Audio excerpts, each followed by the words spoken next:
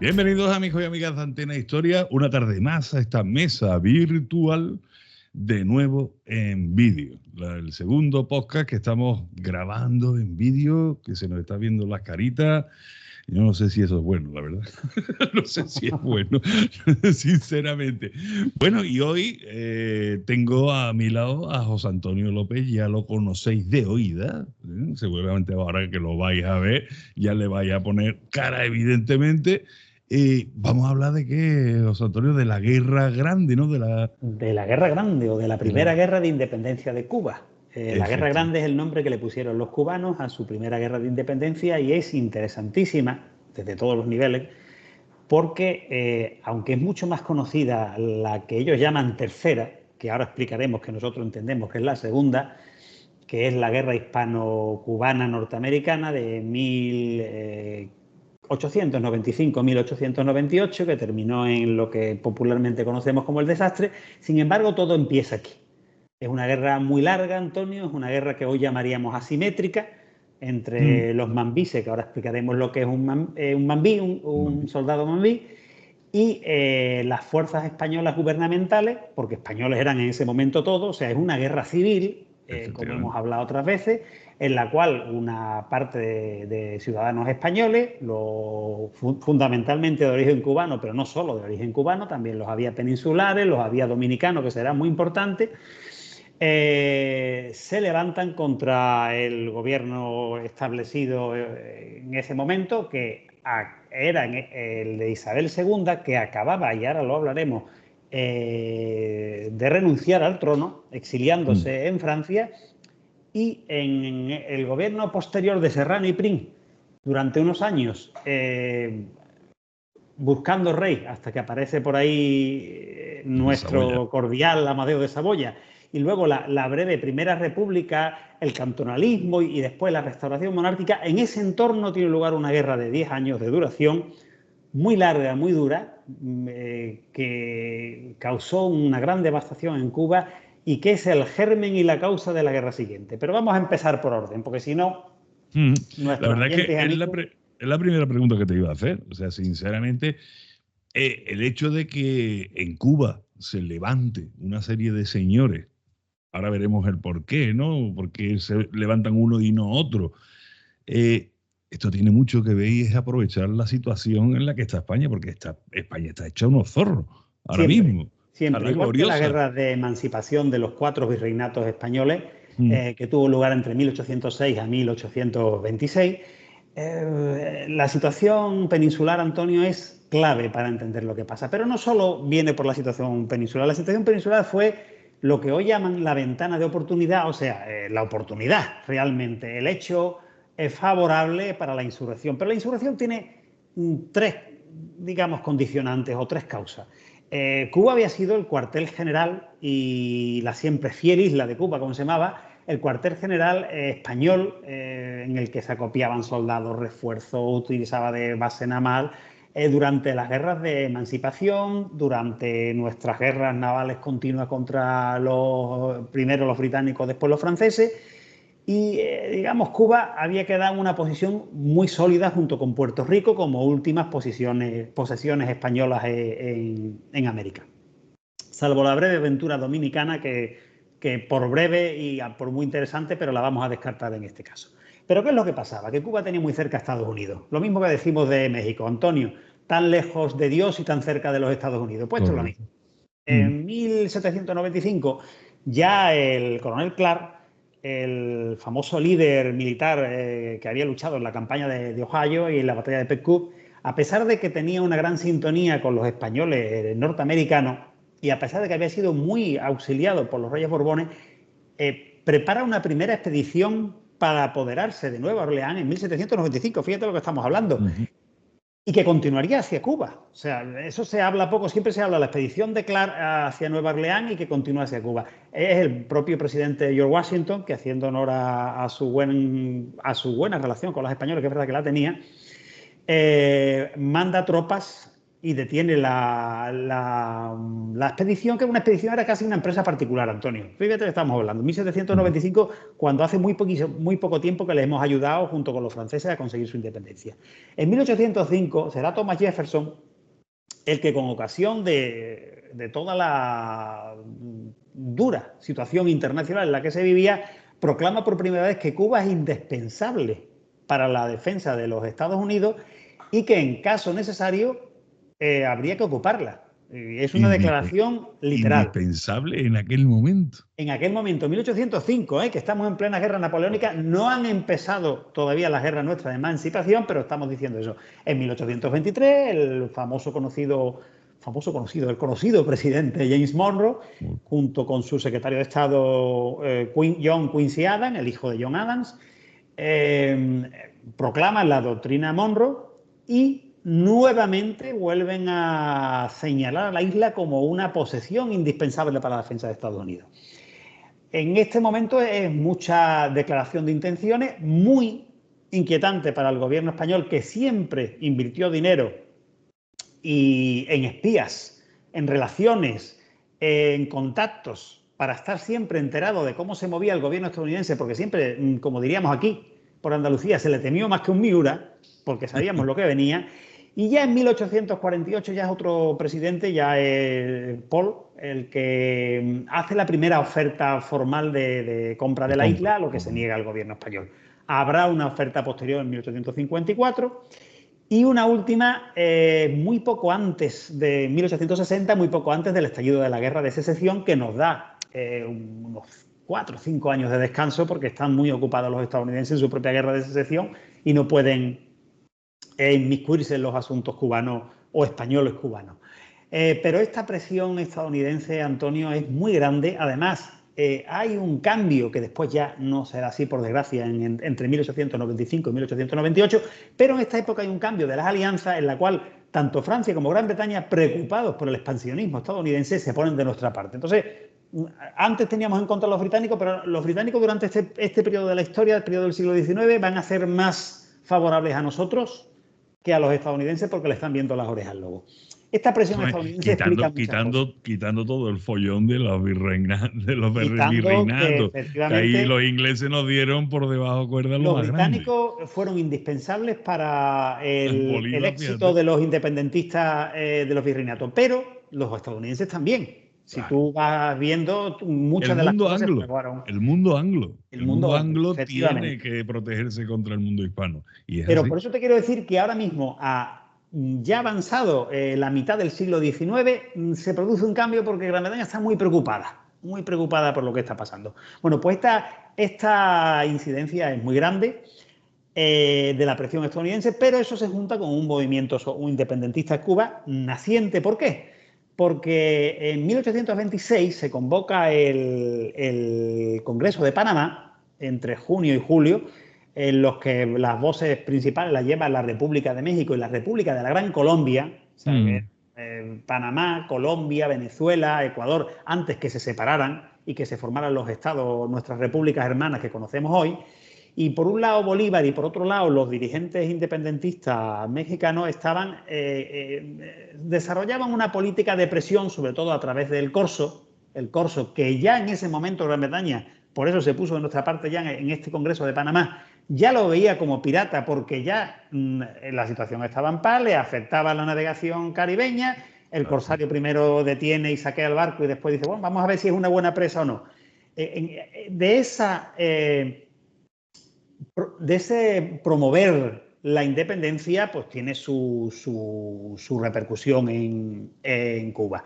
Se crean unas primeras logias masónicas, como las que se habían creado fundamentalmente partiendo de Gran Bretaña, para impulsar y utilizando como punto de recalada Cádiz, para impulsar el independentismo en los virreinatos. Por lo mismo se crean dos logias, principalmente la Cadena y Soles y Rayos de Bolívar, para impulsar el independentismo en Cuba. Pero en Cuba siempre todo es un poquito más complejo y aquí es incomplejo. ¿Por qué? Porque en Cuba hay 3 tipos de independentistas, Antonio, y me vas a permitir, simplificándolo mucho, Los autonomistas lo que quieren una autonomía, que es lo que debió hacer España como paso previo después una independencia, y además lo vieron muchos políticos, muchos militares de la época. Hay que ver la cantidad de gente, un inciso, Sí. que vio que esto no iba a ningún lado y que teníamos que haber pactado con nuestros hermanos cubanos lo que tenía que haber pasado. Creo recordar que en la Constitución de 1837 ya se decía que había que haber un estatus especial para Cuba, bueno, para las provincias de ultramar, precisamente favoreciendo ese tipo de autonomía, porque claro, no se puede sostener. Efectivamente, todos los que entendían políticos, militares, diplomáticos, comerciantes, todo lo que entendían el tema, lo veían, que esto no iba a ningún lado. Pero como te digo, había tres tipos de independentistas. Los autonomistas, que eran, digamos, los independentistas light, si me permites la expresión, los partidarios de la anexión a Estados Unidos, que eran muy importantes, Gaspar Betancourt, López de Urriola, Narciso López de Urriola y tantos, que además estaban muy bien financiados, entre ellos por Vanderbilt, el oligarca de los ferrocarriles, por los comerciantes y navieros sureños, que además querían expandir la esclavitud y sus plantaciones a Cuba, ya que se les estaba empezando a deteriorar el suelo, porque el algodón agota mucho el suelo. Y luego unos terceros que eran los puramente independentistas. Queremos independencia total para la Cuba y Cuba no tiene que depender de los Estados Unidos. Entonces, la misma convivencia entre los independentistas era difícil. Entonces, date tú cuenta que teníamos, lo que hemos hablado, una situación española muy compleja que no ayudaba. De hecho, el 17 de septiembre, entrando ya en materia de 1868, se había sublevado la escuadra en Cádiz. El almirante Topete la había sublevado. Llegó Prim, que llegó precisamente de Gran Bretaña, siempre llega de Gran Bretaña, se sumó después Serrano, se sumaron todos y el 30 de septiembre la reina se traslada a Francia porque la reina Isabel II sabía que no había posibilidad de resistir. El desorden político peninsular, la injerencia constante de los Estados Unidos y los deseos autonomistas en mayor o menor grado y con sus diferencias cubanas nos llevan a esta situación. Entrando ya en materia, había habido algunos disturbios, más o menos reprimidos, algunos capitanes generales los reprimían con más severidad, la mayoría optaban por la conciliación y mucha gente que había sido condenada fue indultada y después recuperó sus bienes. Esto será una constante. La mano dura y la negociación, la mano dura y la negociación. Con la salvedad de Narciso López de Urriola, que es un coronel español de origen venezolano que terminará escapando es muy largo de explicar, después de ciertas desavenencias terminará escapando a Estados Unidos y ahí él sí monta dos expediciones, monta tres en realidad. La primera se la detienen las autoridades estadounidenses, las dos siguientes las dejan salir con una serie de aventureros estadounidenses, antiguos militares, etcétera, y con algunos partidarios cubanos, pero había muy pocos cubanos entre esa expedición cubana, eran que la mayoría estadounidenses, Antonio, y monta la primera en 1850, que desembarca en Cárdenas, y es un desembarco fallido, tiene que volver a reembarcar a irse, y la segunda un poquito más exitosa, pero brevemente, que desembarca en la playa de Morrillo, hacia occidente de La Habana, pero que es, después de un par de escaramuzas, es capturado y ejecutado, al igual que algunos de los aventureros estadounidenses que son retenidos. Pero quitando estas expediciones de 1850 y 1851 de López de Urriola, que además es el que diseña la bandera cubana, la bandera que conocemos hoy en día, no había habido movimientos hasta ahora. Pero se estaba germinando. De hecho, a la luz de los acontecimientos que están sucediendo en España, en la península, y financiado por los importantes lobbies de Boston, sobre todo, y de Nueva York. Nueva York, había más cubanos prácticamente independentistas en Nueva York que en el resto de la isla de Cuba, Antonio. Se empieza a gestar una sublevación que arranca un poquito antes de tiempo. ¿Por qué? Porque en agosto de 1868 se estaban reuniendo, liderados por Carlos Manuel de Céspedes y otros dirigentes, ahora iremos hablando de ello, y otros dirigentes independentistas, pero Carlos Manuel de Céspedes, que es el primer presidente de la República en Armas de Cuba, es muy importante, se estaban reuniendo para preparar una insurrección que iba a ser generada en toda la isla, Antonio, pero para la cual todavía quedaban algunos meses. ¿Qué es lo que pasa? Que los pero cuando Céspedes, me estabas comentando Céspedes, que es el primer... Vale, Aquí es que hay una cosa que creo yo que es muy importante para este hecho, que es el tema de la división real. Bueno, la división, sí, real, porque era así, económica, digamos, de Cuba. Mientras que estaba el occidente, que era muy rico, Efectivamente. donde la gente, el magnate azucarero funcionaba muy bien, tenía mucha pasta, podía invertir, los banqueros y tal. El oriente de Cuba era todo lo contrario. O Sí. sea, digamos que Céspedes, que es un tío que tiene un ingenio Sí, azucarero en Oriente, se ve en esos problemas económicos. efectivamente. Quizá podríamos haber pensado, si este Céspedes en vez de estar en el Oriente estuviera en el Occidente, se hubiese No hubiera levantado. pasado. Creo que no, porque es que curiosamente, y eso es otra cosa, cuando nombraste lo del tema de Pring y tal, se sospecha precisamente que uno de los o sea, los que financiaron, digamos, la muerte de Prim, ¿no? De ese Sí, complot, ¿no? Que había, posible complot, era precisamente el partido español. El partido efectivamente. español del occidente de la isla de Cuba, de los Porque magnates de. Prim era partidario de buscar una solución negociada. Y de hecho, Efectivamente. cuando asesina después el anarquista italiano, asesina a Canova, también hay financiación de De los. los Claro, cubanos. Ujú. hay un partido español que quiere la permanencia de Cuba dentro de España, de la seguridad española, Antonio, a toda costa, que es importante. Y además aquí, que es la Mm. otra causa que antes se me olvidó decírtela, pero me ha venido muy bien que me recordara lo de Céspedes. Otra de las causas importantísimas del estallido en Cuba es la inaceptable tardanza de España en abolir la esclavitud. ¿Por qué? España ya en 1811, los debates aquí donde estoy yo, entre San Fernando y Cádiz, en los debates de la Constitución de Cádiz de Efectivamente. 1812, se había acordado ya de que había que, siguiendo el hilo de Inglaterra de 1807, en 1812 se había acordado ya que se iba a abolir la esclavitud. En 1820 se llega al acuerdo junto con Gran Bretaña de prohibir el comercio de los esclavos. Y sin Y en embargo, mire, 1835 se acuerda que todos los países que forman parte de ese convenio van a perseguir el comercio de esclavos. Lo van a perseguir con sus buques, parando los buques porque es ilegal. mm, ¿Qué es lo que pasa? Que tenía que haberse eliminado la esclavitud. Pero la esclavitud tarda mucho en eliminarse, Antonio. La sigue esclavitud y tiene sigue, después claro. tres, cuatro. Fíjate si es joder el tema de la esclavitud, que es que precisamente desde 1820 a 1873 se estima que entra 500.000 de esclavos. Claro, porque además, fíjate, eso nos Claro, dio muy mala imagen a los españoles. Cuando los españoles no fuimos los grandes negreros fueron primero los árabes, que eran los que capturaban a hombre, claro. los esclavos negros. Después los británicos y los portugueses, quienes los Los transportaban, portugueses, pero claro. en los coletazos últimos de la esclavitud hubo una trata ilegal de esclavos constante que se ejecutaba a través de barcos cubanos que recalaban en Santiago, en La Habana, en Matanza, que recalaban en los puertos cubanos, y eso es cierto. Y del que se aprovechaban los esclavistas sureños de los Estados Unidos para repoblar, digamos, Claro. su. Fíjate, Para para abastecerse. autoabastecerse. Claro, Fíjate que claro, estamos claro. hablando de seres humanos, lo doloroso que es esto, pero que es así, ¿no? Es así. De hecho, ahora lo veremos, en 1870 España por fin declara la ley de vientres libres, que es la ley, digamos, que prohíbe que una persona, un recién nacido no puede ser esclavizado bajo ningún concepto. Y hay que ir acabando indemnizando a los propietarios, pero acabando con la esclavitud de los esclavos adultos, de los esclavos ya nacidos. Sí, sí. En 1873 se dicta la abolición total de la esclavitud para Puerto Rico, no se dicta para España, fíjate, estamos en plena Primera República, pero no se dicta para Cuba por la presión del partido español proesclavista cubano. En 1880 ya, a partir de una de las condiciones de esta guerra,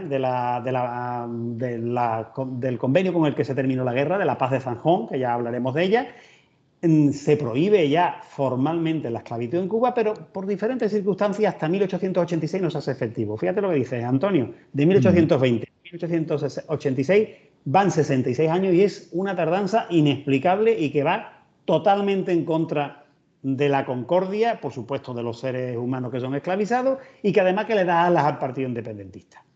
Claro. Entonces, como volviendo a donde estábamos, Céspedes, como tú bien dices, su ingenio que estaba de Majagua, en el oriente, en ese momento la división española no era la actual, sino era Occidente, Centro y Oriente. Occidente era muy rico, el Centro era también más próspero que Oriente y Oriente era más boscoso, estaba la Sierra Maestra, y eran bastante menos potente económicamente. En Oriente, Carlos Manuel de Céspedes convoca a una serie de partidarios y son alertados por un telegrafista de que el capitán general, que en ese momento Francisco Lersurdi, lo sabe y que va a mandar una fuerza a detenerlos. ¿Eso qué hace? Que se acelere la rebelión en Oriente. El 10 de octubre de 1868 ocurre lo que se llama el Grito de Yara, que consiste simplemente en que ni más ni menos 147 partidarios de la independencia se dirigen a la población de Yara, mantienen un tiroteo con una fuerza residual, con un pelotón de soldados, y aunque se desmandan, tienen la suerte para ellos de encontrarse con Luis Marcano, un dominicano que será muy importante en esta fase inicial, que era comandante de milicia y que se pone a su disposición sus milicianos a la disposición de las fuerzas rebeldes. A su vez, Luis Marcano convence a Modesto Díaz, otro militar dominicano, en este caso con el rango de brigadier de las milicias, que va aumentando la fuerza y a medida que se dirigen a Bayamo, que es una población medianamente importante de allí del Oriente, van incrementando la fuerza total. Lo que parecía una tontería, 147, hemos hecho una rebelión adelantada el 10 de octubre de 1868, pero cuando llegan a las puertas de Bayamo, donde la guarnición se limita a ejecutar coronel Urdaneta, que tiene una compañía, 125 soldados más o menos, 25 jinetes y algunos milicianos, son 5.000 combatientes o 5.000 independentistas. Sí, y además comandado por estos dominicanos que tú bien has dicho que poquito tiempo antes, o sea, tienen experiencia en combate. Claro, porque poquito antes ha estado la independencia. Los dominicanos, sobre todo de mulatos y negros, que habían combatido por la bandera española con un tesón tremendo en la pequeña guerra entre 1863 y 1865 que tuvimos con nuestros hermanos dominicanos, cuando nos las anexionamos de aquella manera en 1861, fue una anexión pactada, pero bueno, y al final se rompió la anexión en 1865 después de una cruenta guerra civil entre dominicanos y españoles, pues se habían visto maltratados porque no se habían respetado sus grados militares, habían combatido y además cuando iban a Cuba iban con el miedo de que eran mulatos y muchos negros y el miedo de que esclavizaran a ellos o a su familia. Entonces tenían un cierto rencor hacia el gobierno español más que hacia España, y esto lo dirá Máximo Gómez constantemente. Nuestra pelea no es con los españoles, es con los dirigentes españoles. Y esto yo creo que tiene visos de realidad porque los diarios de Máximo Gómez están publicados, muy bien publicados además. Hay una edición de 1940 que está por ahí que es linda de leer. Y me parece a mí muy sensato lo que decía. Tú dices contra el gobierno español, pero también yo creo que también, o sea, su principal problema ya no solamente, fíjate lo que te digo, no era el gobierno de la metrópoli, ¿no? Si hablamos porque sí, el caso yo siempre digo que España nunca ha tenido colonias, siempre ha sido provincia de ultramar, territorio y tal, pero Cuba, digamos que sí tenía un estatus, digamos, especial. Sí. Era contra las autoridades coloniales cubanas. Pero si claro, exactamente contra el oligarca cubano de Occidente, el poderoso, exactamente, y lo que se apoyaban para... Claro. Más que con nosotros teníamos aquí en España muchísimos problemas como para maquinar contra los cubanos. Aquí nos dábamos abasto. Que ya en este momento hay bastantes pendencias entre los independentistas, porque hay algunos que son independentistas puros, otros son proanexionistas, porque además desde el primer momento, dirigido por Gaspar Betancourt y los que estaban allí, y el exilio, digamos, por así llamarlo, cubano en Nueva York y en Boston, desde el primer momento, financiados por Vanderbilt y por otros potentados estadounidenses, se empiezan a comprar armas. Hay muchas armas. Acaba de terminar la guerra de secesión norteamericana y se empiezan a enviar barcos con armas y municiones a los independentistas cubanos. Nuestra armada apresa mucho, pero la costa cubana es larguísima y es imposible, digamos, vigilarla entera. ¿Qué es lo que pasa? Que una pequeña rebelión, que prácticamente es una anécdota, el 20 de octubre, con la con la ocupación de Bayamo, se ha convertido en, date tu cuenta, en una rebelión bastante importante. Lersundi en ese momento, que es el Francisco Lersundi, que es el capitán general de Cuba, el teniente general Francisco Lersundi, tiene poquito que hacer. ¿Por qué? Porque tiene poca fuerza. Antonio, la planta teórica de Cuba es muy buena. Son 29.000 efectivos. La planta teórica. La realidad, según el propio Estado Mayor de Lersundi, es que tenía disponible unos 6.000 efectivos. Vamos a recapitularlo. Estábamos hablando de 8 regimientos a 2 batallones cada uno de infantería, 8.000 efectivos más o menos. Estamos hablando de 2 regimientos de caballería, cada uno con 4 escuadrones, 1.000 soldados de caballería, un regimiento con 2 batallones de artillería, cada uno 5 compañías, un regimiento de artillería de montaña con 6 baterías, una batería de artillería montada, obreros, ingenieros, un tercio de la Guardia Civil y una brigada sanitaria. Más unos 4.000 milicianos, uno de infantería, unos 2.000 de caballería y unos 10.000 voluntarios. Todo eso sobre el papel, Antonio, pero realmente efectivo hay muy poco. De hecho, claro, Lersundi lo que hace es convocar inmediatamente a los milicianos y crear varios batallones para intentar cubrir huecos en las fuerzas regulares. Y Lersundi además comete un error. En ese momento están gobernando España Serrano y Prim. Hay un gobierno, digamos, progresista, por así llamarlo, liberal. Liberal sería el concepto más correcto en esta época. Claro. Liberal. Y Lersundi es un conservador monárquico.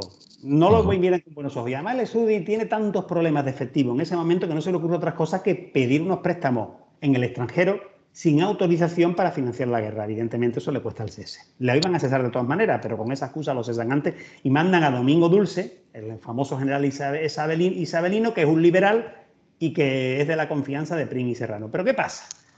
Que realmente hay pocas tropas disponibles. El 25 de octubre, además, ya hemos sufrido una primera derrota porque el coronel Demetrio Quirós, con un 700 efectivos, entre algunos soldados de infantería, algunos soldados de caballería, unos cuantos voluntarios y unos cuantos artilleros, en Pino de Baire es atacado por unos 1.100 independentistas que tienen muy pocas municiones, pero que después de una primera descarga lo que hacen es atacar al Machete. Después hablaremos del Machete. Claro. Y los lidera Máximo Gómez. Están bajo el mando nominal de Donato Mármol, que es otro, pero los lidera Máximo Gómez, que es el gran militar cubano de estas guerras para mí, junto con Antonio Maceo. Hay alguno más, Ignacio Gramonte, aunque muere relativamente pronto. Pero el gran militar para mí es Máximo Gómez. Y Máximo Gómez obliga, no es la destrucción, aquí, ojo, en la historiografía cubana que vais a encontrar en internet está muy embellecida. Esta es una guerra en que hay pocas batallas grandes. Ahora hablaremos de una de las 2 batallas grandes de esta guerra. Casi todos son encuentros muy pequeños, encuentros muy fugaces, con pocas bajas, pero que van causando muchos daños porque realmente van creando un caldo de cultivo para una guerra asimétrica, como dijimos, que es casi imposible luchar porque requiere... Creo recordar lo pasado, se me ha ido el nombre, el dominicano que tú comentaste antes, que advierte precisamente a Céspedes diciendo que nunca se le ocurra enfrentarse al ejército español en campo abierto, o sea, sino que sea en escaramuza, ataque rápido a machete, porque es que realmente hay muy poca arma de fuego allí en Cuba por el miedo precisamente a los esclavos. O sea, exacto, ¿no? Una gran cantidad de esclavos no vamos a tener las armas en polvorines que pueden ser asaltados al momento, ¿no? Claro. Entonces, y además el machete es lo que... Imagínate trabajando en la caña de azúcar, imagínate cómo manejaban esa gente un machete. Y además esa gente, Antonio, tenían... el machete ha sido un poquito mitificado, eso lo hablaremos ahora. Pero además esa gente tenía la ventaja de moverse casi todos a caballo. Ojo, incluso la infantería. El mambí era un guerrero, ahora hablaremos un poquito cómo se organiza el ejército. El mambí era un guerrero a caballo. Y el mambí, incluso de infantería, que también los había, era una infantería montada, con lo cual se movía muy rápidamente y era muy difícil para las tropas seguirle porque las columnas españolas que le seguían, a los 4 o 5 días habían agotado los víveres, tenían que replegarse y durante la marcha y el repliegue era cuando eran muy vulnerables. Pero en estos días tiene lugar, como tú bien has indicado, la primera batalla de la guerra, la primera batalla digna de tal nombre que ocurre entre los ríos Cauto y Salado. Es cuando el mariscal de campo, que era en ese momento segundo cabo del Erzundi, el conde de Balmaseda, Blas de Villate, parte con unos 3.000 efectivos, entre tropas regulares, voluntarios, parte para recuperar Bayamo, asistido por el coronel Valeriano Bayler, que era un veterano de la guerra de Santo Domingo y un gran militar, y parte para recuperar Bayamo, donde es esperado por dos fuerzas distintas, una a las órdenes de Donato Mármol y otra de Modesto Díaz. Una le espera en el río Cauto para bloquear su avance, y que es la de Donato, y la de Modesto pretende flanquearle. Pero claro, suman aproximadamente unos 7.000 efectivos en ese momento los independentistas, pero están muy mal armados, Antonio.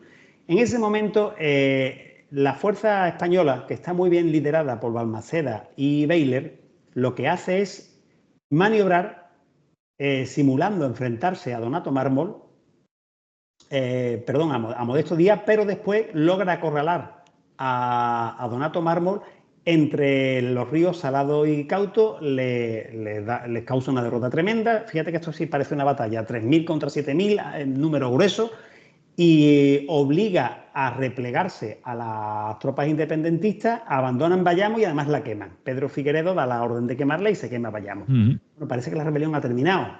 No es así, porque mientras sucedían estas cosas, esto es en enero del 69, ya en 1869, porque se ha tardado un poco en poner en marcha las tropas, llevarla por mar hacia Manzanillo, ahí alistarlas y ponerlas en combate.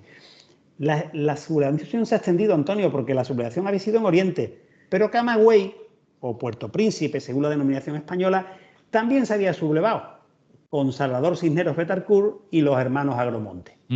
Entonces, ya hay una segunda región sublevada, y además, muy poco tiempo después, se va a sublevar también el departamento central o las villas, dirigido por Carlos Roloff, el polaco, y por Sanguili y los diferentes líderes independentistas. Ya tenemos la rebelión expandida, y además en ese momento Domingo Dulce tiene la tarea, el objetivo de combatir la rebelión, pero de también llegar a un acuerdo. El acuerdo se malogra porque el independentista, el diplomático independentista que se envía, es asesinado en Puerto Príncipe por unos radicales. Los radicales pro soberanía española a ultranza se habían agrupado en el Cuerpo de Voluntarios de La Habana y prácticamente tenían sometido a Domingo Dulce, al capitán general, y en ese ambiente es muy difícil conseguir un consenso.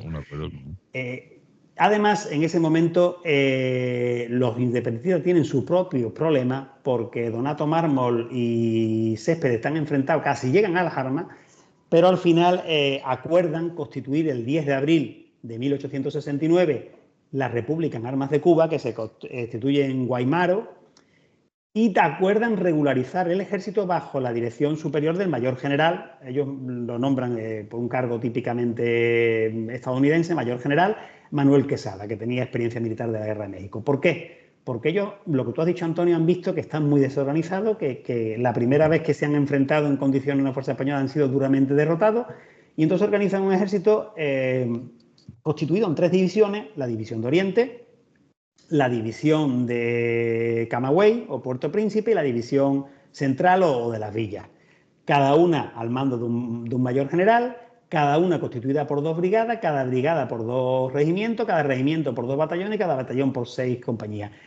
Ahí sí hay ya una organización militar con muy pocas armas. Estos son los mambises. Este soldado ya independentista cubano es el mambí, que se mueve fundamentalmente a caballo, auxiliado por los campesinos partidarios, que son los majáes, y ya, digamos, la guerra se empieza a como regularizar.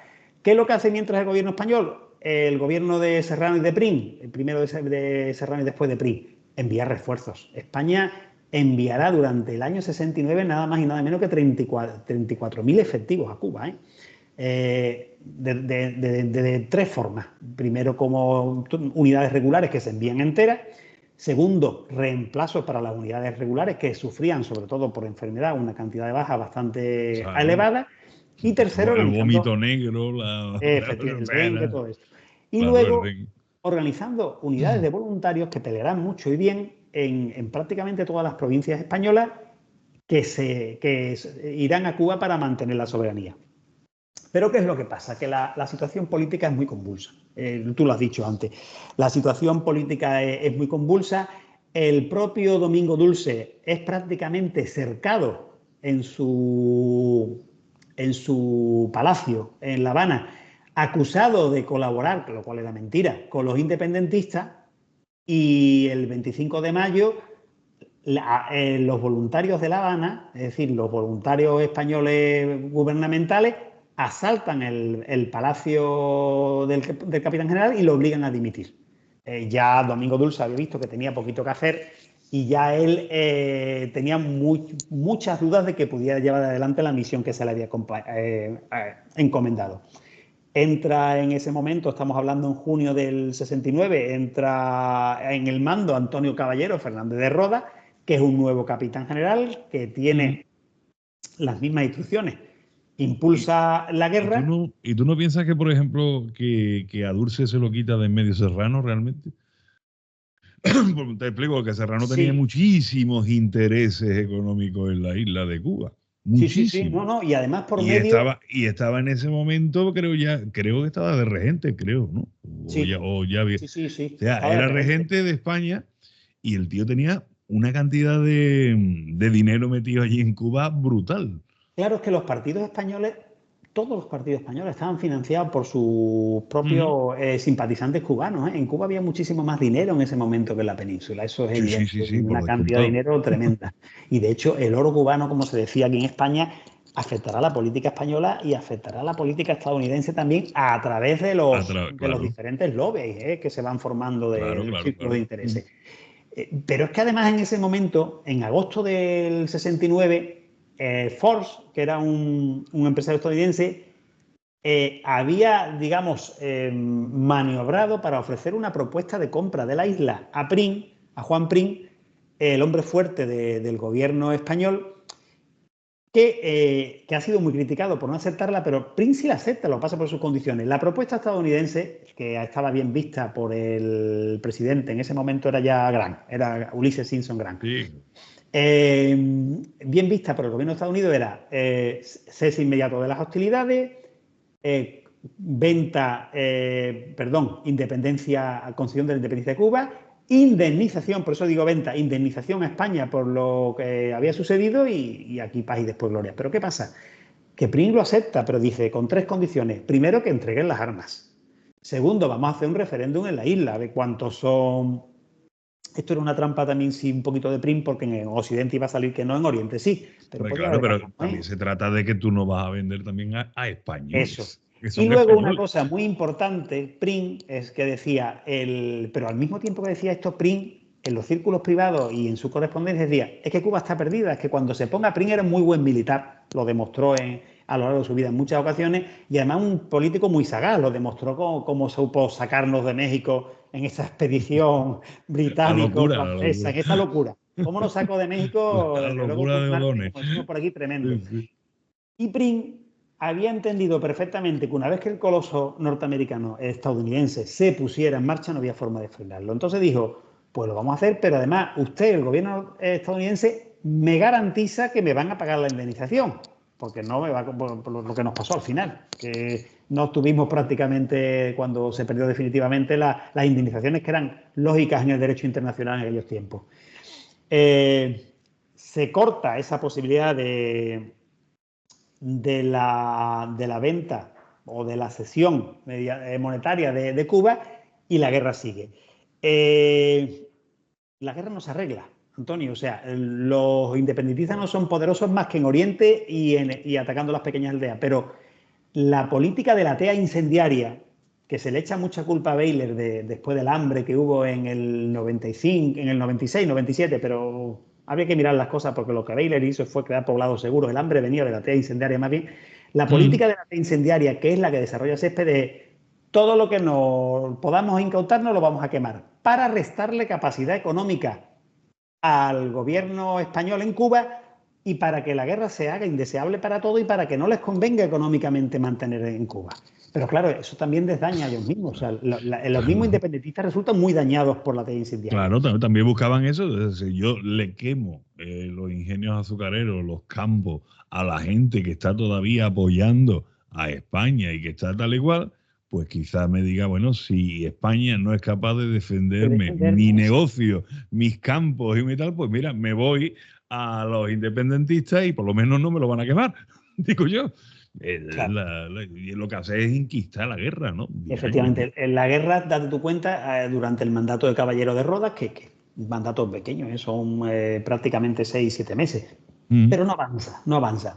Claro. Entonces se llega a la solución, dice, ¿a quién podemos nombrar que sobre el terreno sepa ir? A Balmaseda. Balmaseda ha ascendido a teniente general y enviado. Balmaseda promete que en un año va a conseguir acabar con la guerra en Cuba, pero necesita refuerzos que se le envían y necesita manos libres para poner la mano dura. La mano dura de Balmaseda es muy dura, porque se corresponde, nos pasa igual que nos pasó entre Bolívar y Boves, si nos vamos para atrás a Venezuela. Se corresponde una política de acoso a las partidas con las mismas respuestas de las partidas. Represión trae más represión. Balmaseda, ¿qué hace? Multiplica el número de guerrillas montadas. Crea incluso los cazadores de Balmaseda, que es una unidad creada por Valeriano Weigler con 8 compañías de infantería y un escuadrón, que es una unidad ofensiva. O sea, crea guerrillas montadas que se pueden batir en condiciones más de igualdad con los mambises montados a caballo, y además desarrolla columnas que van moviéndose rápidamente por el terreno, Antonio, y acaparando, logrando controlar más terreno, pero a cambio tienen encuentros breves, pero que son muy violentos. Se fusila indiscriminadamente a los prisioneros, cosa que también hacían los independentistas. La guerra se endurece mucho y además esas columnas están mandadas por los coroneles Arsenio Martínez Campos y Sabas Marín, que son 2 coroneles. Martínez Campos será importantísimo, hablaremos de él, sí, claro, con mucha experiencia en esta guerra.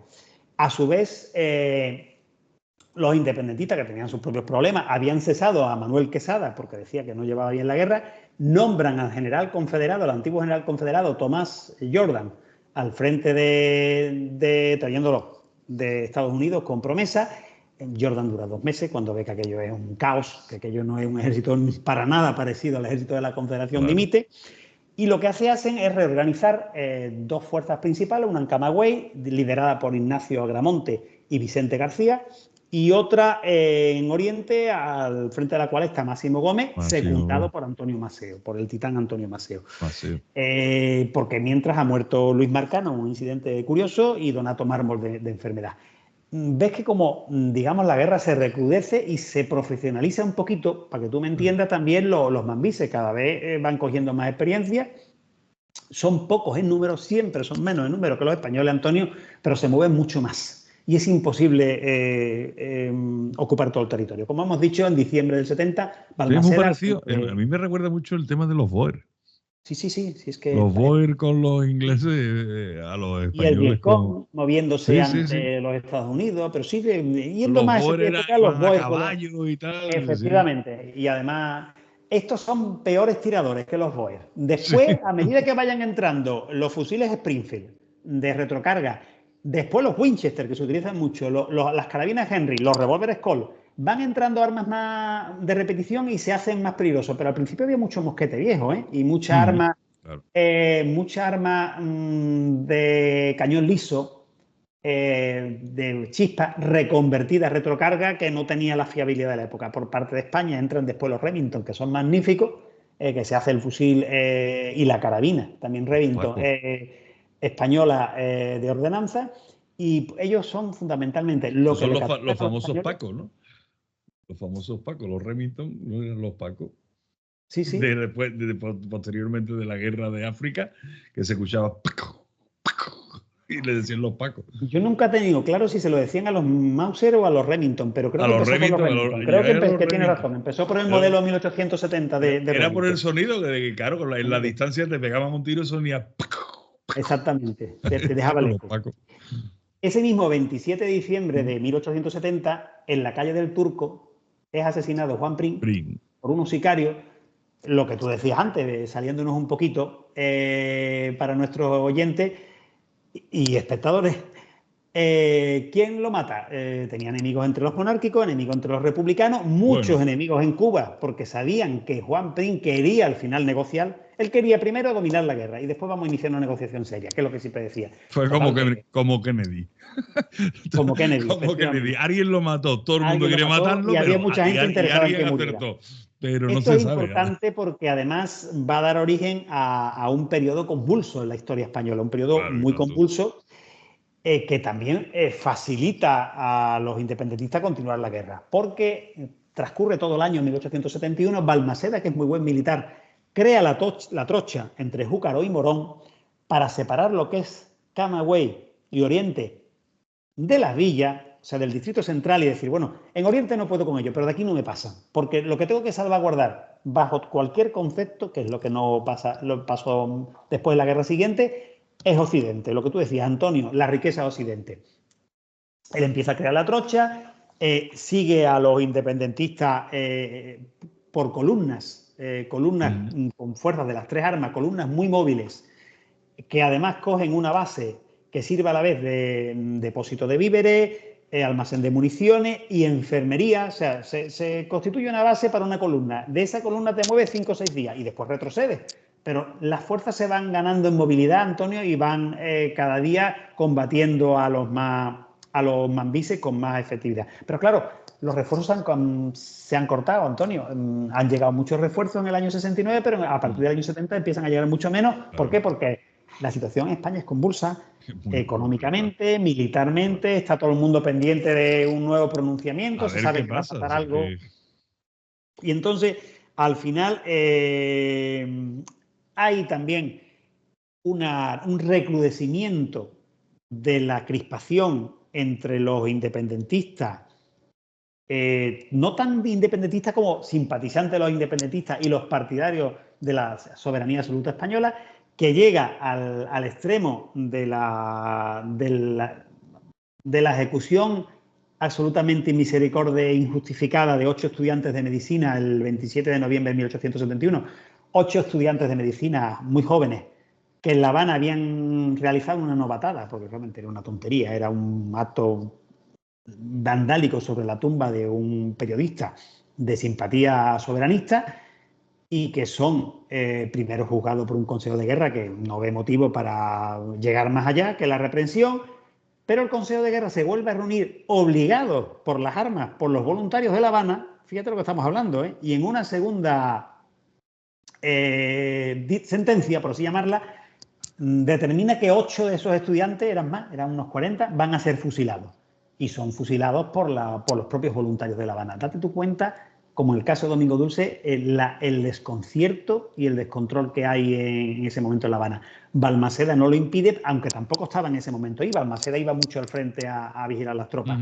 Pero eso también llega a un descrédito grande de España en el extranjero y ante los propios cubanos. ¿Por qué? Porque todo el mundo ve que eso es una absolutamente desafortunada y desproporcionada la medida.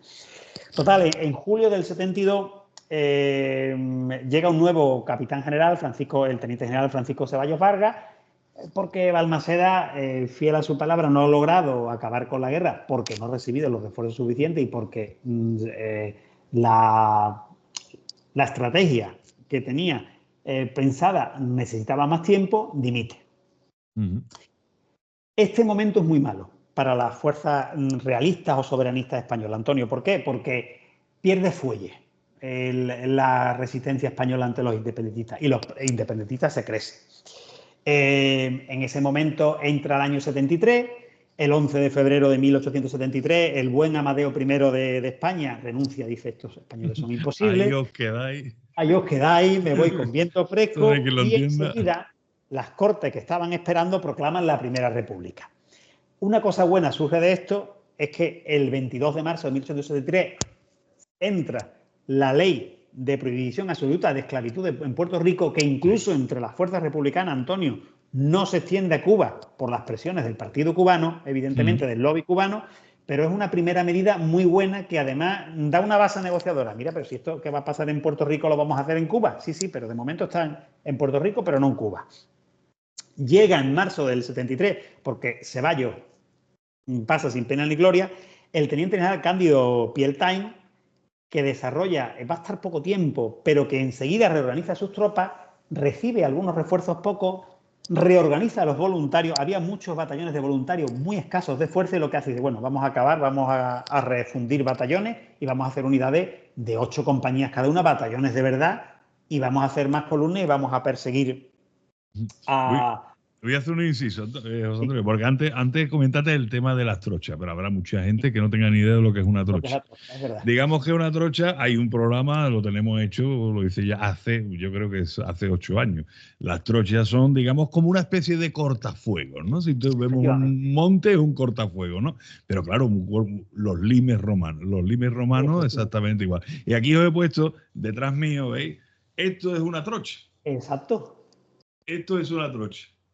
Es digamos, un cortafuego donde está, por un lado, está, digamos, con una serie de centros donde está, entre comillas, búnkeres, iba a decir búnkeres, reductos y cosas de estas, para proteger y separar, sobre todo separar los territorios para que no... Y Antonio, además, es como una línea de defensa. ¿Qué pasa? Que la trocha no estaba terminada en esos años. Después la trocha será esta más la de Mariel. Habrá 2 trochas principales y algunas pequeñas accesorias. Pero esta primera trocha de Júcar o Morón es importante porque marca una línea de defensa. La trocha consiste, lo que ha dicho Antonio, en deforestar un espacio amplio para que el enemigo se vea, crear unas torres de vigilancia, como veis en esa ilustración, crear unos centros, unos cuarteles, por así, pequeños cuarteles que son a la vez búnkeres, que son a la vez depósitos de municiones, depósitos de víveres y enfermerías, que era muy importante. Esta parte de aquí, claro. Efectivamente. Y que en los años siguientes se conectará incluso por ferrocarril, con lo cual podrá mover tropas rápidamente. El primer ferrocarril de la historia de España está precisamente allí. Y es precisamente para llevar material desde no recuerdo ahora mismo de qué ciudad, precisamente a una trocha. Era para llevar ese material. Y bueno, y además, no solo eso, sino que además esta trocha va a marcar la línea a partir de la cual tú avisoras al enemigo y te puedes mover. Es también una línea de partida, no solo una línea defensiva. En el futuro se dotará de trincheras también algunas partes, y además de alambradas, que después las veremos en la última guerra, las 1895-1898, que serán una sorpresa muy desagradable para los americanos, para los estadounidenses, que estaban muy por debajo de nosotros en tácticas de infantería. Alambrada, ¿lo ves? Aquí en esta parte de aquí. Que la alambrada era muy novedosa entonces. Sí, bueno, pues el alambre espino. Fíjate. En ese momento, el mando de Pieltain, por así llamarlo, obtiene beneficio inmediatamente. El 11 de mayo de 1873 es derrotado en Jimahuayú, perdón por los conceptos. Y eso que estamos hablando de Cuba. Fíjate tú si estuviéramos hablando de Japón. Efectivamente. Jimahuayú. Que me perdonen los amigos cubanos si no lo digo bien. Derrotan y matan al general insurrecto Ignacio Agramonte, que era uno de los mejores generales, y además empiezan a obtener algunas pequeñas victorias, sobre todo, Antonio, a presionar mucho a los mambises. No hay grandes batallas, no las hay, pero sí la presión se hace incómoda, se siguen interceptando muchos envíos de armas. De hecho, se apresa un vapor independentista, Virginius, que los cubanos dicen que es su primer buque de guerra, un buque comprado en Estados Unidos, en que actuaba con una tripulación estadounidense, con la idea de decir que era un buque estadounidense, pero realmente era comprado por los insurrectos, llevaba municiones y material y también refuerzos. Estuvo operando por las costas y era a todos los efectos un buque para nosotros pirata. Entonces, cuando lo apresa en octubre del 73 la corbeta de hélice Tornado, los tripulantes son juzgados y ejecutados en La Habana, lo cual causa un incidente internacional muy serio que da lugar a unas indemnizaciones que tiene que pagar España y todo, a pesar de que el tribunal, no me acuerdo si era de Boston o de Nueva York, que juzga el caso, determina que el buque no es estadounidense y que ha sido apresado en una acción de guerra por España, y que el apresamiento es correcto. Entonces, sí, pero bueno, como aquí también se dice, la pena de telediario, ¿no? O sea, dentro de los medios de comunicación mueven la cosa, por mucho que digan. Exactamente. Pues Pieltain es sustituido en ese momento por alguien que será muy importante, el teniente general Joaquín Jovellarí Soler, que es el nuevo capitán general de Cuba. Y porque también Pieltain le había pasado un poquito lo mismo que Balmaceda. También, como tú dijiste muy bien antes, Antonio, los problemas políticos, las disfunciones y todo eso llevarán a... Un segundo. Sí. Llevarán también a la interrupción de los envíos de armas, de municiones, de dinero para pagar las tropas, y un poquito los capitanes generales se ven sobrepasados por la situación.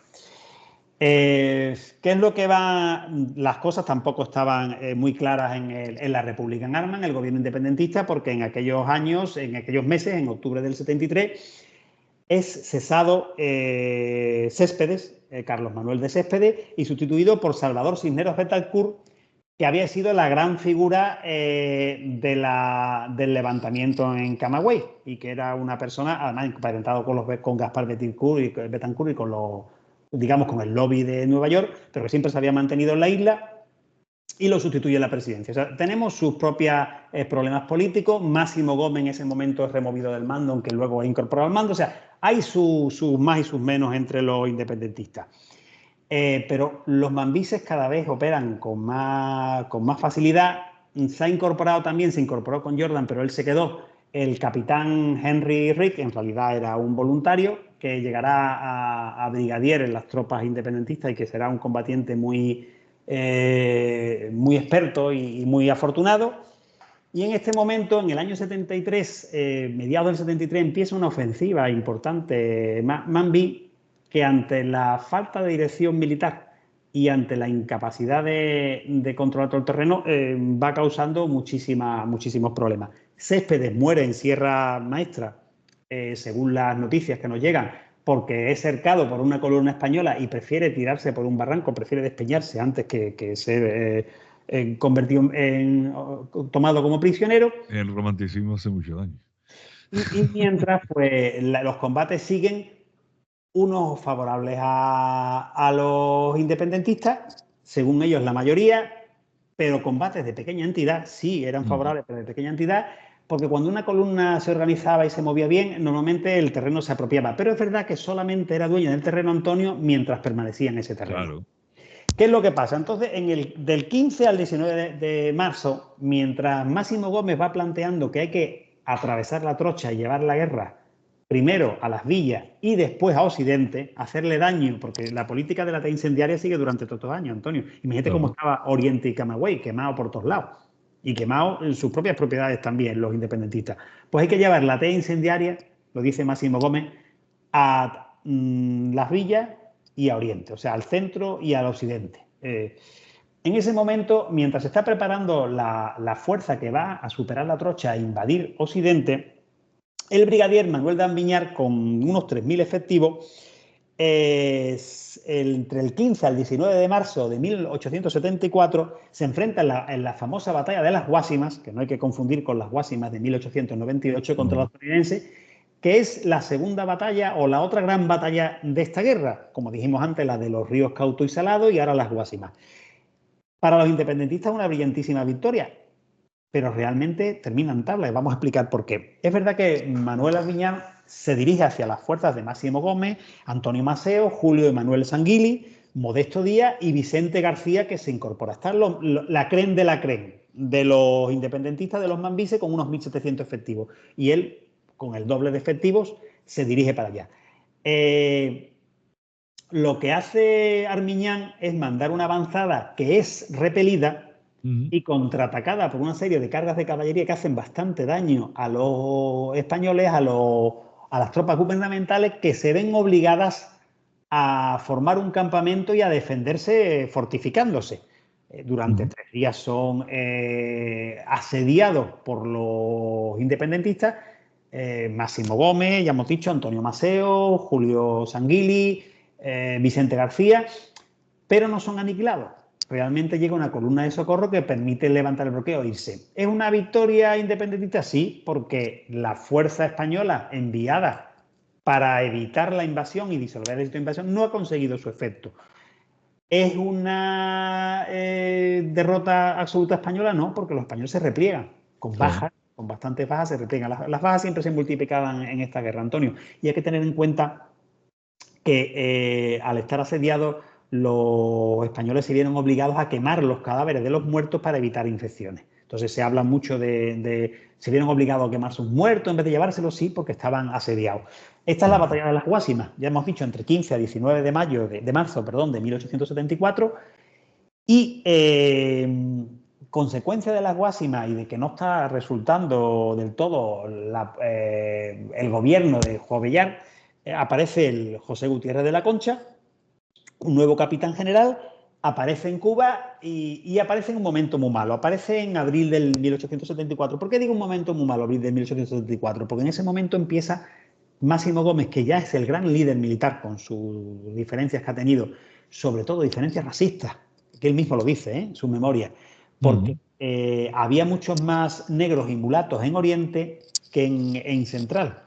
Negros y mulatos libres, ojo, estamos hablando.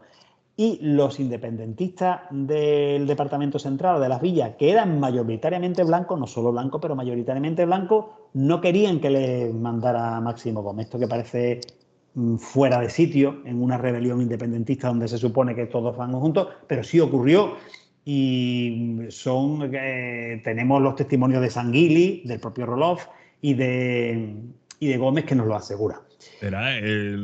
Yo siempre lo he dicho, o sea, el español peninsular no era muy racista. Ahora la élite americana, la élite criolla, era precisamente lo que la caracterizaba. La élite criolla, sobre todo, Antonio, permíteme el inciso, en Cuba y en Venezuela. ¿Por qué? Porque en Cuba y en Venezuela sí había muchos esclavos. En el resto de la América española sí hubo esclavos, en todos lados, pero no hubo tantos. No, pero incluso algunas explotaciones de México, pero como además los indios, aunque estuviera la mitad de la encomienda y hubiera abusos, que los hubo. Sí, pero eso fue muy al principio. Muy al principio, y acuérdate que nosotros, más o menos, no tengo controlado el número, pero aproximadamente unos 30 gobernadores, unos 30 grandes cargos españoles fueron cesados. Incluso hay un par de ellos que murieron en prisión por el maltrato a los indios. Intenta buscar alguno en el hambre británico. Hemos tenido generales negros, hemos tenido grandes políticos, grandes dirigentes de allí que han sido indios, o sea, y mestizos. Pero sí, bueno, sí, verá. ¿Cómo fue? El hijo de Hernán Cortés, Martí Cortés, fue Marqués. Inca Garcilaso de la Vega. O sea, Inca Garcilaso, o sea, sé que hay infinidad, pero eso sí, ya después, bueno, ya se dice, el otro día estuve escuchando un programa a Juan Miguel Zunzunegui, un tío fantástico, y hablaba precisamente de esto, del racismo y del tal en México, ¿no? Lo que era Nueva España. Sí. Nueva España resulta que termina Nueva España con un 60% de población indígena. Un 60% de toda Nueva España era indígena puro. No mestizo. Puro. No mestizo, sino exactamente. Y tras la emancipación de México, tras la población indígena bajó al 7%. O sea, ¿quiénes son los racistas? ¿Los españoles o los criollos? Sobre todo en el norte, ¿eh? El norte fue tremendo contra los apaches, contra los Caracagua, con todo. Pero bueno, vamos a centrarnos otra vez en esto. Máximo dice, vamos a cruzar, Máximo Gómez dice, vamos a cruzar la trocha y vamos a llevar a donde les duele la guerra. Francisco Jiménez, el teniente coronel Francisco Jiménez, el primero que cruza la trocha entre la noche del 19 a 20 de abril con 60 mambises, parece poco, pero logra mover muchos partidarios que estaban allí en las villas fundamentalmente, y además es el primer movimiento que hay en eso. Mientras que ha ido pasando en España muchas cosas. En España ha pasado muchísimas cosas. La efímera Primera República ha durado de febrero de 1873 a enero de 1874, cuando el general Pavía la ha disuelto. Con 5 presidentes. Con 5 presidentes. El último fue Figuera, que se fue de un consejo de ministros, se cayó a la boca, se montó en un tren, ¡pum!, a la Junquera. Y desde allí mandó un telegrama diciendo, he llegado bien. He llegado bien. ¿Qué hay? Bueno, pues aquí el 29 de diciembre de 1874, mientras están pasando estas cosas, a su vez, el teniente general Martínez Campos, es nuestro Arsenio Martínez Campos, que ha llegado teniente general mientras, claro, por méritos militares y políticos indiscutibles, ha proclamado el joven Alfonso de Borbón, el hijo de Isabel II, rey de España, en Sagunto, como Alfonso XII. Y aunque había republicanos, Antonio, no hay una oposición real. Entonces empieza ahí la restauración monárquica. Es que en la Primera República había sido un puñetero cachondeo con las guerras cantonales. No lo hemos comentado, pero efectivamente. Eso fue, las guerras cantonales. Es que a cualquiera que se lo explica dice tú, ¿pero qué me estás contando? O sea, que Carmona le declare la guerra a Sevilla. Venga ya, porque son cantones distintos. ¿Estamos locos? Es que esto así fue la primera guerra, o sea, la primera república. La flota de Cartagena bombardea Almería. Es que es algo fuera de lo... Y que la gente, no, por supuesto, sí que no la conoce. Eso no lo conoce ese periodo, porque es que el periodo del 19 a España es nefasto, pero es apasionante. Es apasionante para todo, porque a mí me gustan muchísimo más estas cosas que los movimientos de tropa y tal, pero las cosas como son. Y para mí es apasionante, realmente es triste también, muy triste. Porque, bueno, es que no hemos hablado de esto, pero hemos tenido 3 guerras carlistas, 3 guerras civiles. Efectivamente. Entonces, en medio, fíjate en el 73, una guerra carlista. La guerra carlista, claro. Las cardenales, en el 74 un descontrol político. Pues claro, en el 73 y en el 74 prácticamente no llega nada a Cuba. Es un descontrol y de eso lo aprovecha un gran militar como es Máximo Gómez, un gran militar. Y del 4 al 6 de enero de 1875, Máximo Gómez cruza la trocha de Júcaro, Morón, en dirección a Occidente con 1.164 mambises. Parecen poco, Antonio, pero no. Porque en ese momento los mambises están mucho mejor armados, han llegado muchas más armas. En ese momento, primero originalmente tenían Springfield, monotiro, ahora tienen bastantes Winchester, bastantes Henry, tienen Sharp, tienen el Colt, la carabina revólver, ¿no? Siguen siendo una fuerza muy móvil y lo que van haciendo es atacando ingenio, atacando poblado, quemando. Por eso después Wade Baylor hizo lo que hizo en la guerra siguiente y es lo que están logrando digamos, someter, destruir la economía de la región central y amenazando a Occidente. No llegarán tan lejos como llegaron en 1896 Maceo y el propio Gómez, pero a las puertas de La Habana están sonando tiros y eso no... Hay también alguna victoria española. El 10 de febrero, por ejemplo, de 1875, se gana el combate de Baragua por las tropas españolas y muere el brigadier José González Guerra, que era uno de los buenos subordinados de estos militares. Pero realmente en 1874, 1873, 1874 y el comienzo de 1875... es una época nefasta y en la gran ofensiva independentista que estuvo cerca de terminar agotando la capacidad de resistencia española. ¿Qué es lo que pasa? Que en 1875 ya está la restauración borbónica, ya se ha acabado el movimiento cantonal, queda muy poco de la Segunda Guerra Carlista, Antonio, que termina en el 76, queda muy poco. Sí, la tercera es una refriega. Efectivamente, poco a poco se está volviendo a mirar a Cuba por el gobierno español. El 8 de marzo del 75 vuelven a poner, dice, vamos a poner a alguien que pueda acabar con esto. ¿Quién? Balmaceda, por segunda vez. ¿Qué le pasa a Balmaceda, que es nombrado capitán general de Cuba? Que llegue se encuentra un follón. En Cuba había mucha corrupción administrativa. Había Rodríguez, me parece, se llamaba, no me acuerdo el nombre, se me ha ido el nombre. Se mandó un auditor específico, porque España cuando hace estas cosas las hace bien, aunque después no sepa terminarlas. Se mandó un auditor que levantó 3.000 expedientes. Fíjate cómo estaba la cosa. Y Balmaceda, en vez de dedicarse a liderar las tropas, se dedica principalmente a discutir con el auditor. Pero vamos, ¿qué estás haciendo? Que esto no sé cuánto tenemos que hacer.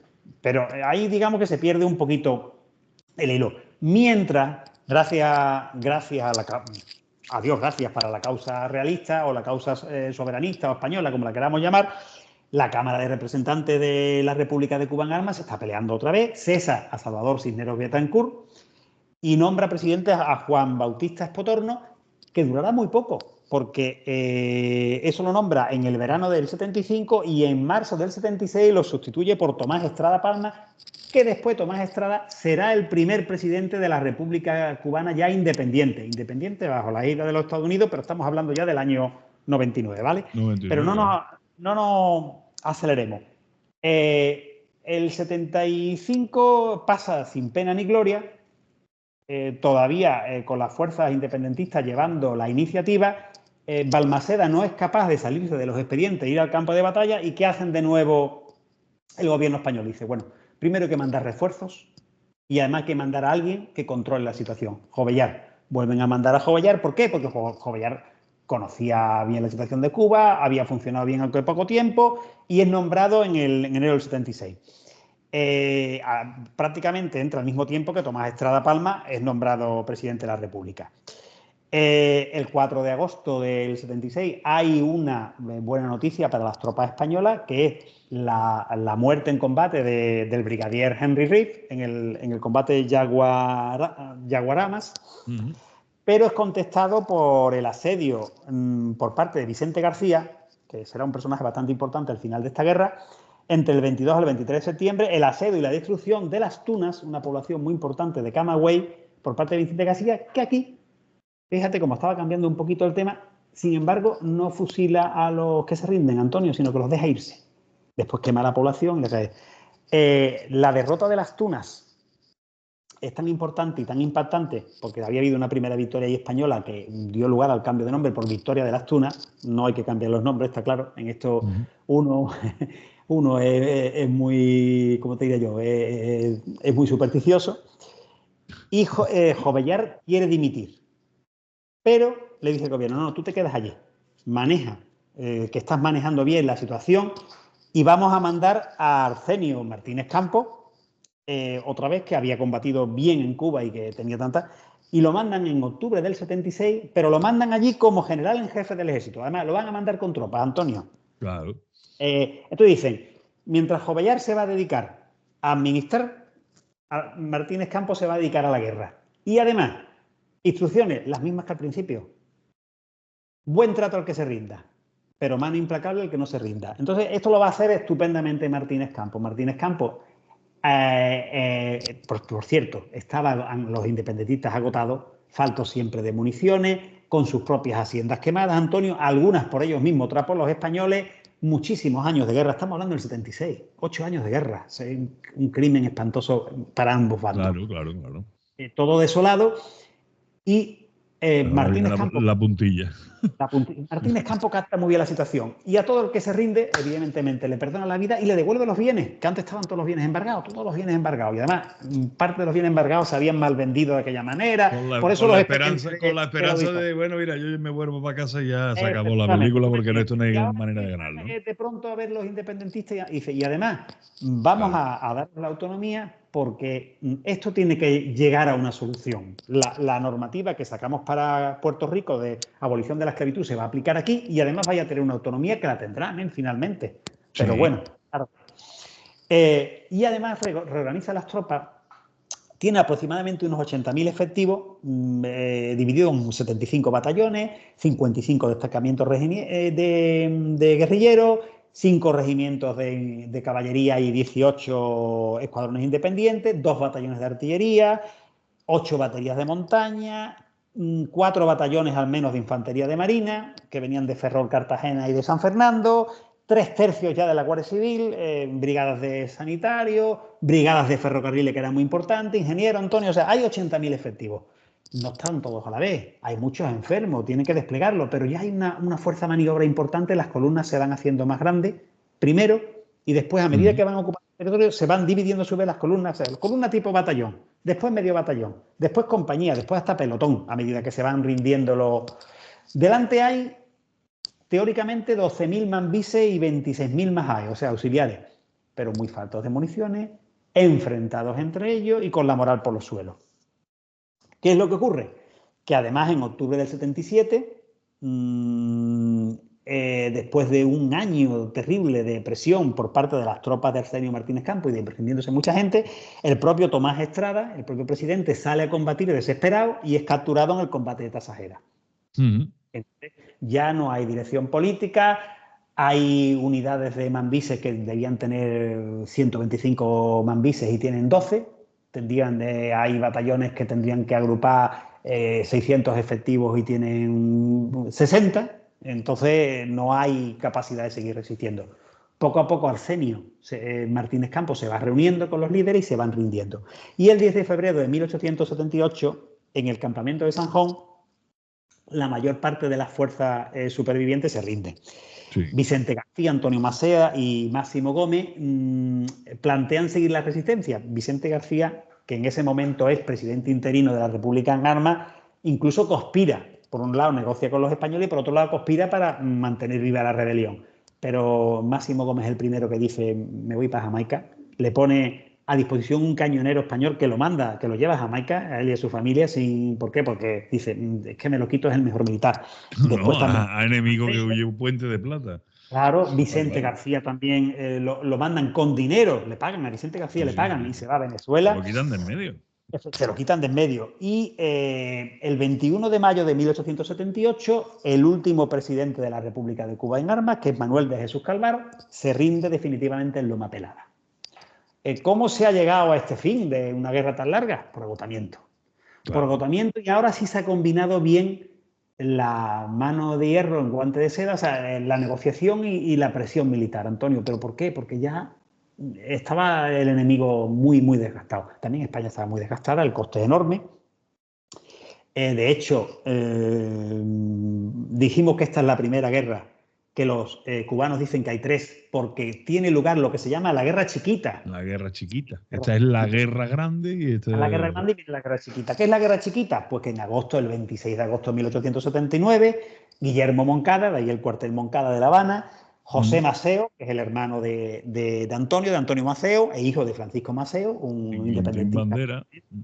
Y Quintín Bandera deciden emprender de nuevo la rebelión en Santiago de Cuba. Pero la rebelión son 4 partidas dispersas por Oriente. Está ahí además Camilo Polavieja, que es el brigadier a cargo del gobierno de Santiago de Cuba, y que enseguida los va acercando en pequeños combates, prácticamente escaramuzas. Hay muy pocas víctimas, hay un solo combate con una unidad de infantería marina de cierta importancia, pero que limitado, 125 combatientes por parte española y unos pocos más por parte mambí, o sea que son escaramuzas. Además, dentro de muy poco, el 13 de febrero de 1880, se aprueba por fin la ley de abolición de la esclavitud en Cuba, con lo cual la parte española puede decir: mira, promesa cumplida, no está la autonomía, pero está la de... Y el 1 de agosto ya, Calixto García, que había venido del exilio y será un militar importantísimo en la guerra de 1895 a 1898, que había llegado para sumarse a la sublevación, cuando ve que no tiene armas, no tiene casi seguidores, no están muertos de hambre, termina cediendo a Polavieja, que tenía orden de también respetar al que se rindiera, y se rinde. O sea que la guerra chiquita dura un año escaso, pero se limita a unas cuantas cosas. Por eso los cubanos la nombran su segunda guerra de independencia realmente. Sí, pero realmente son rescoldos de la primera. ¿Qué es lo que ha sufrido Cuba en estos 10 años, más la prórroga, por así llamarla, en estos 11 años de guerra? Muchísimo, muchísimo. Occidente sufre menos, sufrirá más en la próxima guerra, pero Occidente sufre menos. Pero Oriente sufre muchísimo, el Departamento Central también. Hay muchísima, el número de bajas cubanos nunca se sabe efectivamente entre los independentistas. Hay noticias de combates, pero al igual que hacía Bolívar, reducía mucho los partes, y que hacía también Napoleón lo hacía. Reducía el número de bajas propias, digamos, para ganar moral. Las nuestras están bien contabilizadas. Sobre los teóricos, teníamos 29.410 fuerzas teóricas en la isla. Sabemos que no era así, pero teníamos eso. A eso se unen 56.700 regulares y voluntarios que llegan en sus propias unidades y 153.700 en reemplazo. O sea, se mandan 210.000 soldados a Cuba, oficiales y soldados. A lo largo de los 10 años. Muchísimo. Con lo cual llegan a intervenir en la guerra unos 240.000 efectivos por parte española. De esos 240.000... nominalmente, como tú decías al principio, porque es que también un gran porcentaje que pero llegaban Antonio, se mandan muchísimos más a esta guerra de Cuba que en todas las guerras de los 4 virreinatos. Claro. Entre 1806 a 1826 se mandan unos 30-40.000 efectivos. Julio de Albi tiene los datos y los tiene muy bien hallados. No sé si eran 30 o 40.000 efectivos. Aquí se manda multiplicado por 6 veces más, en una guerra que dura 10 años y en un entorno mucho más limitado, que es la isla. Es un entorno grande, pero más limitado. La posibilidad también que tenía España en aquella época con los virreinatos era más complicada porque la marina que tenía España en aquella época era inexistente, que lo mandamos en los barcos rusos, que le compró Fernando VII a los rusos. Pero la marina muy profesional española en esta guerra es absolutamente esencial para controlar la costa. Prácticamente todos los movimientos realmente si te pones a mirar movimientos del ejército español, básicamente son movimientos con la marina y desembarco. Sí.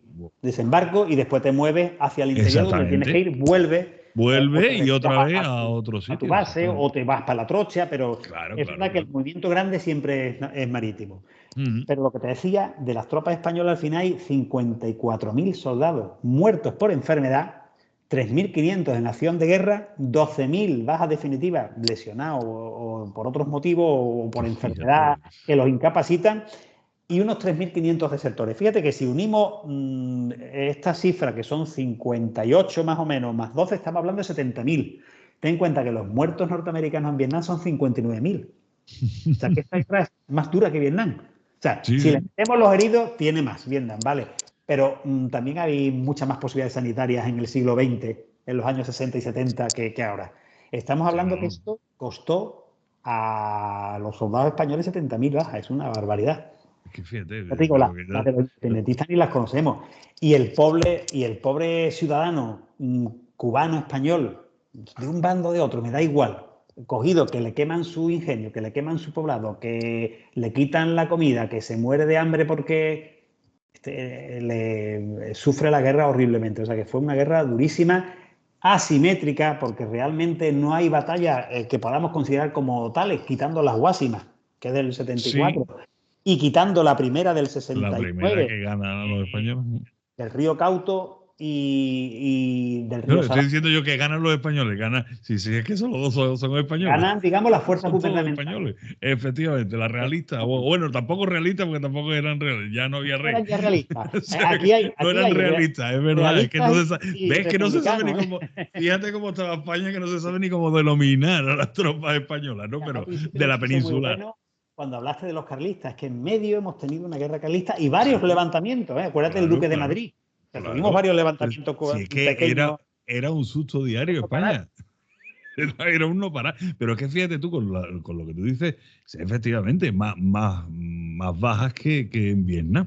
Pero es que es abrumadora. O sea, esas 54.000 bajas por enfermedad, es que estamos hablando 15 veces más por enfermedad que por combate. O sea, y habiendo combates muy duros, porque por decirte uno, los cazadores de la Balmaceda son aniquilados en el combate de Palo Seco, que es en el 73, y en diciembre del 73, creo recordar.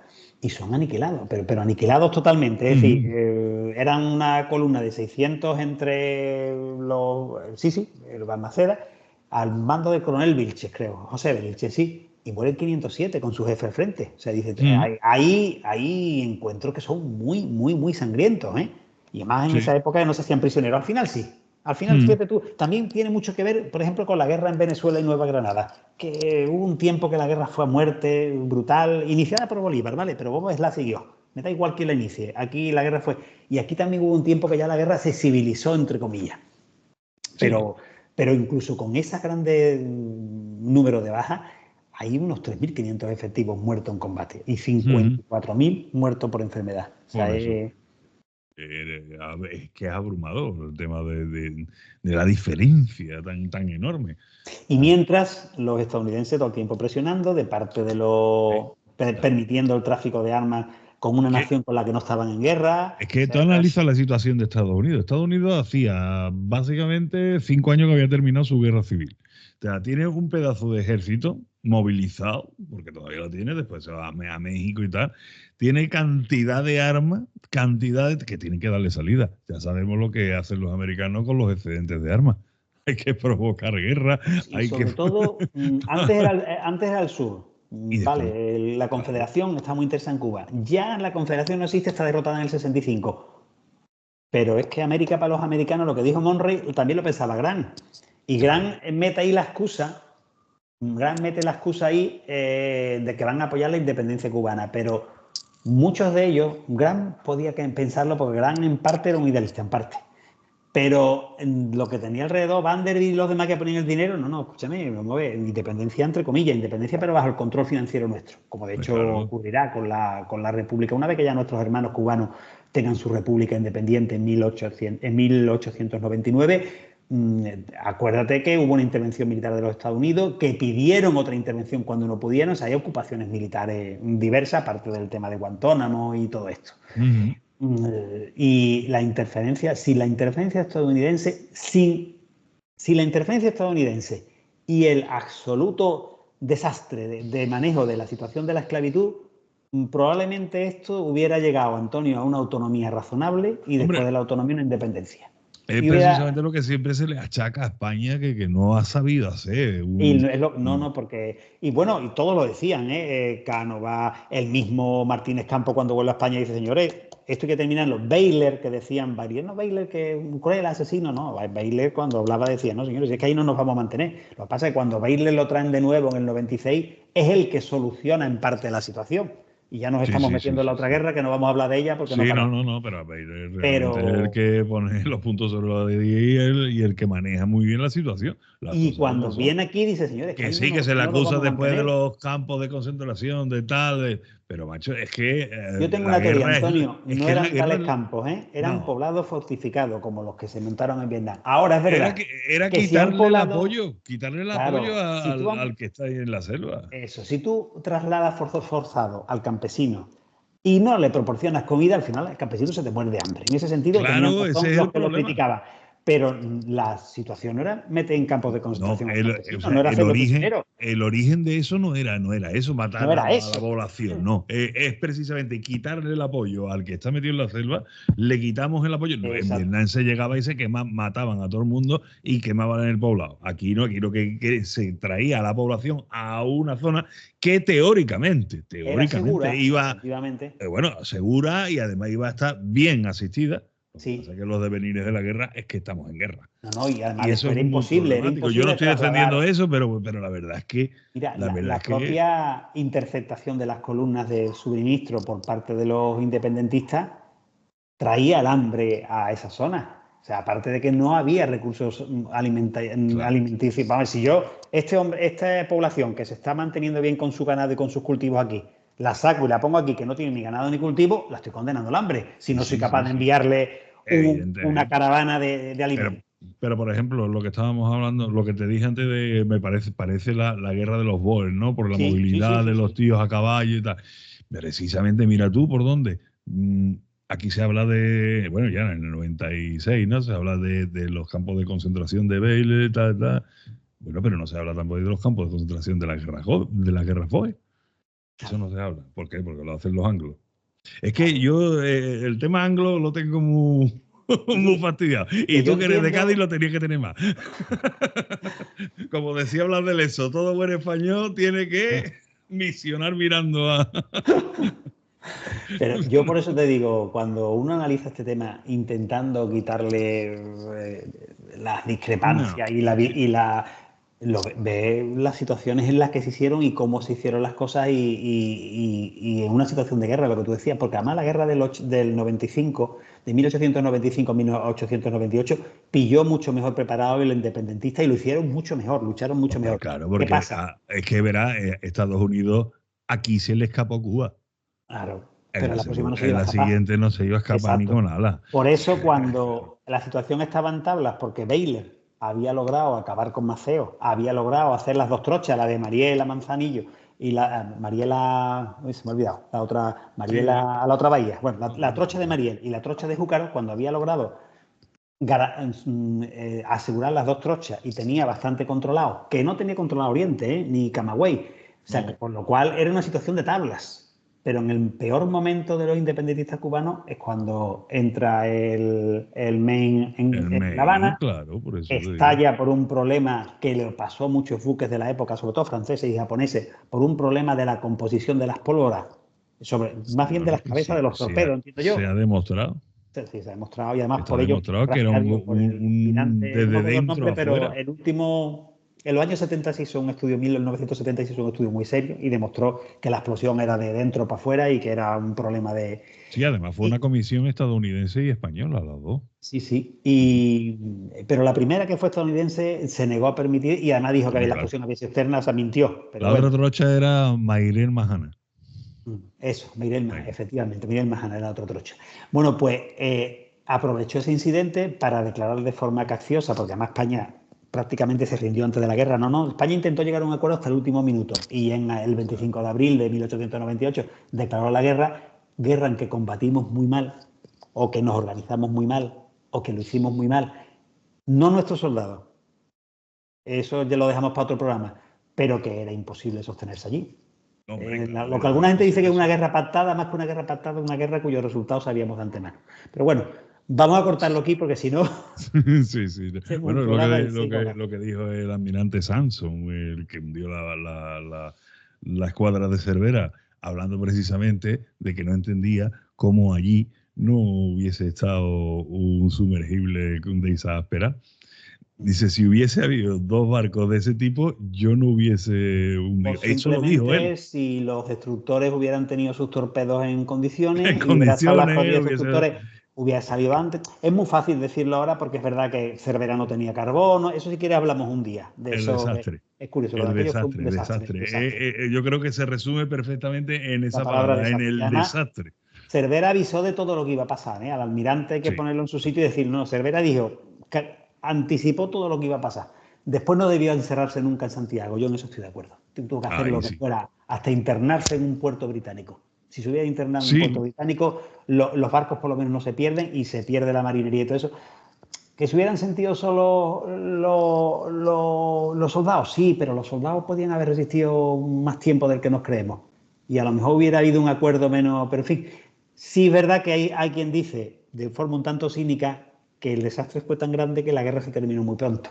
Y eso evitó muchísimas más bajas. Puede ser. Sí, puede ser también, pero bueno, eso sería cuestión de analizarlo en otro programa. Si te parece. Sí, es historia ficción, de todas maneras, es historia ficción. Hombre, claro, no, ahí es lo que podemos hacer, historia ficción, eso está claro. Pero bueno, pues nada, José Antonio, me ha encantado como siempre de haberte tenido aquí, haber echado este ratito hablando de una guerra muy desconocida, la guerra de los 10 años, o la guerra grande, que después está la guerra chiquita, como lo dicen los cubanos, y después el desastre que tuvimos, ¿no? Pero bueno, eso ya será cuestión, como decíamos, de otro programa. Y no, agradecerte mucho el que hayas estado contándonos magistralmente todo este desarrollo de esa guerra grande. He ido muy rápido, pero yo creo que la idea general la hemos dejado. Perfecto, y además eso es bueno porque hoy en día, por lo visto, si tú hablas despacio, te dicen, es que hablo muy despacio.